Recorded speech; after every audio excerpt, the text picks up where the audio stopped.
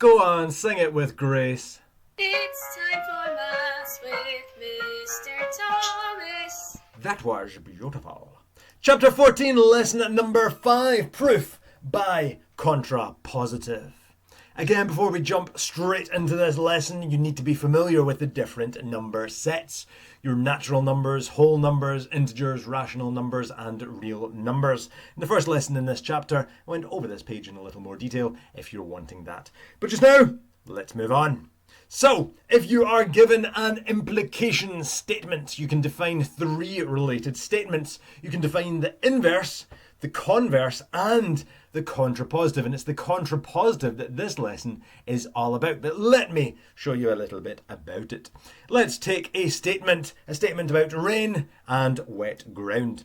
So the statement is, if it is raining, then I'm certain that the ground will be wet. That is our statement. We can now write the inverse, the converse, and the contrapositive. The inverse is where we say if it's not the first, then it's not the second. So the inverse statement would be, if it is not raining, then I'm certain that the ground will not be wet. The converse statement is when we just reverse it. It goes back to front. So we will say, if the ground is wet, then I'm certain that it is raining. So we've just written it back to front. And the contrapositive, what is that? Well, that is when you have it as not the second, implies not the first. So, if the ground is not wet, then I am certain that it is not raining. However, if we take each of these statements one at a time, if you think about the first one, if it is raining, then I'm certain that the ground will be wet. Well, obviously that's going to be true. I mean, if it is raining, the ground will get wet.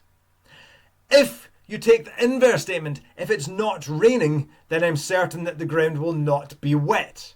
Well, that's not true. Dad could be out washing the car. You could have Mum watering the plants. So if it's not raining, then I'm certain the ground will not be wet. Well, that's false. The ground could still be wet, but it doesn't mean it's raining. For the converse, if the ground is wet, then I'm certain that it is raining. Well, again, you could have somebody out washing the car. You could have somebody watering plants. You could have Ben playing in his paddling pool, getting water absolutely everywhere. So if the ground is wet, it doesn't mean it's raining. There could be other things that are causing that. So that would also be false. And for the contrapositive, if the ground is not wet, so if the ground is dry, then I am certain that it's not raining. Imagine this, if you looked outside and you saw the ground was dry, if the ground is not wet, well, you can tell then that it's not raining. So that one will be true. So we've got the original statement as being true, and we've got the contrapositive as being true. The other ones, the inverse and the converse, well, they make no sense. They would be false. Let's look at another statement. Let's make it a bit more mathematical. Let's bring in rectangles and parallel lines. So our statement this time, if it is a rectangle, then I am certain that it has parallel sides. Well, you know a rectangle does have parallel sides, so that one there is going to be true. Let's say if we take the inverse, so the inverse this time, remember if it's not the first, then it's not the second. So the inverse will be, if it is not a rectangle, then I am certain that it does not have parallel sides. So if it's not a rectangle, I'm pretty sure that it does not have parallel sides. Well, that one there would be false. If you think about some of the other shapes, you could have a parallelogram. That's not a rectangle, but it still has parallel sides. Or a rhombus. Again, it's not a rectangle, but it's still got parallel sides. So you could have a rhombus, you could have a parallelogram. Basically, that one statement is false. So the inverse makes no sense. Taking the converse, that was when you swap them back to front. So the converse for that statement would be, if it has a parallel sides, then I am certain that it is a rectangle. Well, just because a shape has parallel sides does not mean it's a rectangle. Again, you've got the whole parallelogram or rhombus. Both of them have parallel sides, but neither of which are rectangles. So that one there is false. Contrapositive though, remember the contrapositive, if it's not the second, then it's not the first. So the contrapositive would be, if it does not have parallel sides, then I am certain that it is not a rectangle.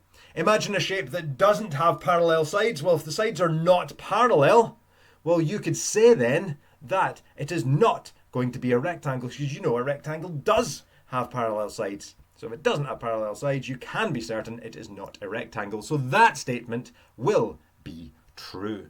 Woo!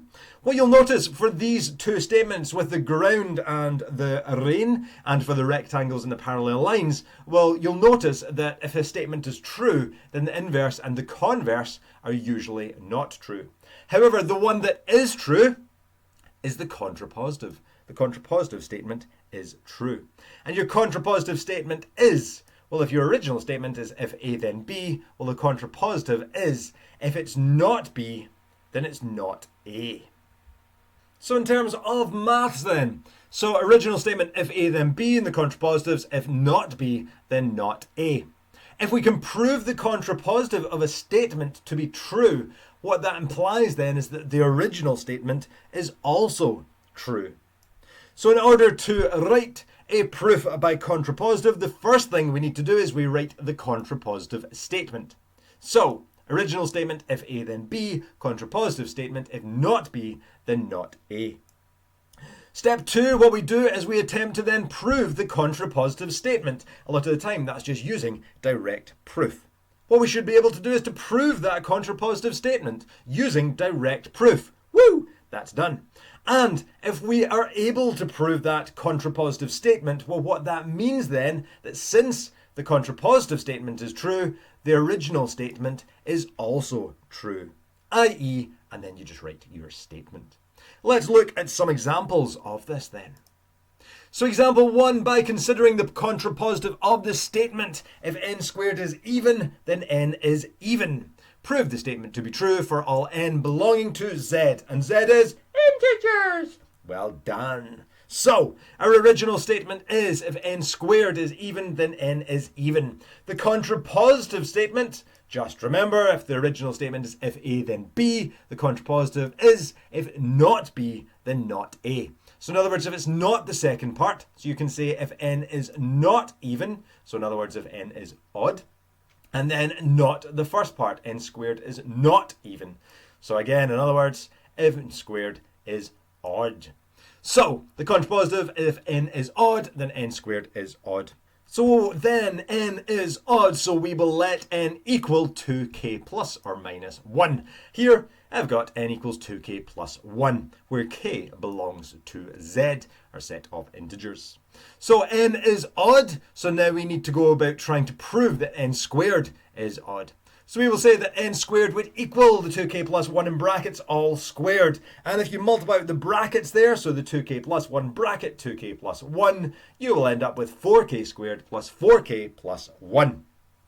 We can take out 2 as a common factor. I know we can take out 4 as a common factor, but remember, if you're wanting an odd or an even number, just take out 2 as the common factor.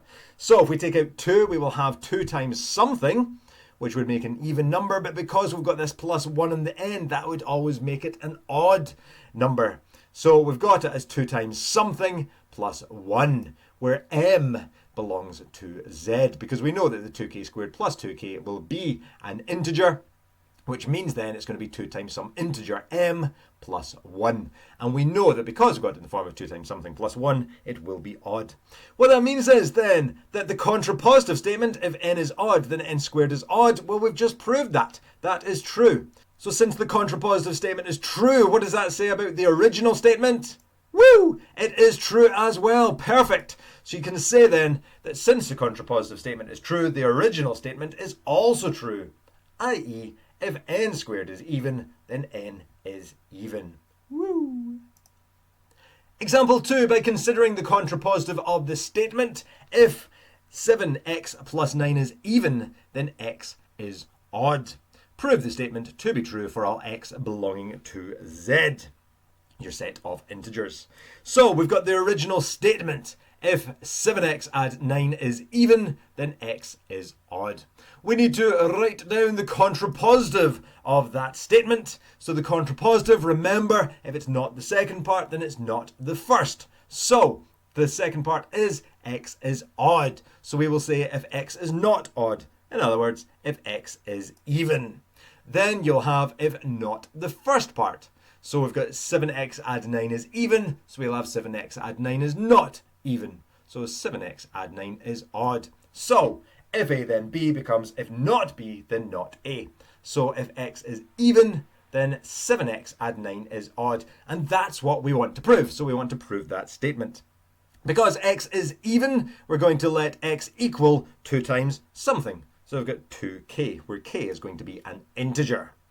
We're starting off with x equals 2k, and we want to try and prove then that 7x add 9 is odd. So we will say that 7x add 9 is going to become 7 times, and x is 2k, so it's 7 times 2k add 9.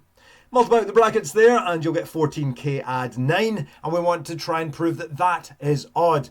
How do we go about doing that? Brilliant, well done, Blake, you're perfectly right. Because an odd number will always be 2 times something plus 1, we're needing to bring in that plus 1 on the end. So rewrite the 9 as, well, you'd have 14k plus 9, so that would be 14k plus 8 plus 1. So splitting the 9 up into 8 add 1 gives you this plus 1 on the end that you are wanting. With the 14k and the 8, what you can then do is you can take out 2 as a common factor. So you'd have it as 2 times something plus 1. And because we've got the 2 times something, the 7k add 4 plus 1, what that means is, well, the 7k add 4 is going to be an integer, so it's going to be 2 times some integer, just calling it a, and we've got plus 1. So because we have 2 times something add 1, that will be odd. So we have just proved the contrapositive statement to be true. So since the contrapositive statement is true, the original statement is also true. Brilliant, well done. And that means then if 7x add 9 is even, then x is odd. That is our original statement, which will be true. Yeah. Example 3, given that m and n are positive integers, state the negation of the statement m is even or n is even. And part B, by considering the contrapositive of the following statement, if mn is even, then m is even or n is even, prove that the statement is true for all positive integers m and n. So for part A, given that m and n are positive integers, state the negation of that statement. M is even or n is even. For this, you may wish to flick back a couple of lessons to negation statements. Remember, with negation statements, we had different statements. And the negation of A and B is not A or not B. The negation of A or B is not A and not B, and so on. We came up with this. Our original statement here is m is even or n is even. And because it's something or something, well, in that lesson on negation statements, I was saying, imagine if I told you that I was blonde or a brunette. In order to disprove that, what you would have to do is you would have to prove that it's true for neither of them. You would have to prove I'm not blonde and I'm not a brunette in order to make that statement, I'm blonde or a brunette, false. So here you can say that the negation statement will be, well, if m is even or n is even, you have to disprove both of these. You have to say that m is not even and n is not even. So in other words, if m is not even and n is not even, well, you could say that m and n are both odd, and that would be the negation of that statement. Part B, by considering the contrapositive of the following statement, if mn is even, then m is even or n is even, prove the statement is true for all positive integers m and n. Yo! So remember, if your original statement is if A then B, your contrapositive statement will be if it's not B, then not A.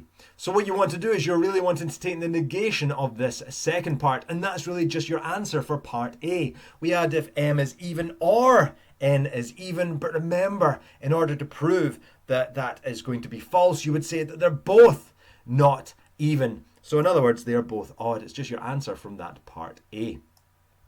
That is going to be the second part, and we say it's not that. So m and n are both odd, and then we would have if not B, then not A. So not the first part as well. You would, so the first part is mn is even, so we will say here that mn is odd.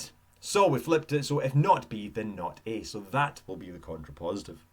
So we now want to prove then this statement to be true. So m and n are both odd is what we're starting with.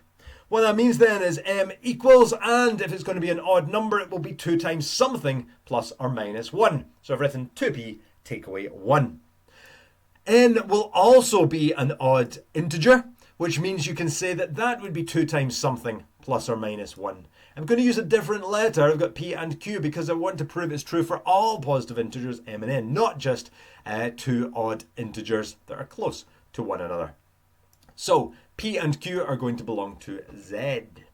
From here, we know that mn is odd. That's what we want to try and prove, so we want to multiply them together. So mn would be the 2p take away 1 times by the 2q take away 1. If you multiply the brackets here, that will give you 2pq take away 2p take away q plus 1. From here, what we can do is we can take out 2 as a common factor for the first 1, 2, 3 parts. So we can say that that would be 2 times 2pq take away q take away 1p, and then close bracket and have plus 1 on the end. Because we know that 2pq take away q take away p is an integer, we know that that will just be 2 times some integer. Just going to call it a. And then you'd still have that plus 1. And bring in a different letter, so a belongs to z. We have just proved then that that contrapositive statement is true. We were asked to prove that mn is odd, and that is what we have. So we can say then that the contrapositive statement is true. And what does that mean about the original statement? It's also true. Perfect. So since the contrapositive statement is true, the original statement is also true. And the original statement is, if mn is even, then m is even, or n is even. Woo! Try these questions in the Unit 3 booklet. Send me an email if you need a copy of the booklet. Page 88. Check your answers as you go. Best of luck, and remember to follow these steps for proof by contrapositive. Yo, see ya.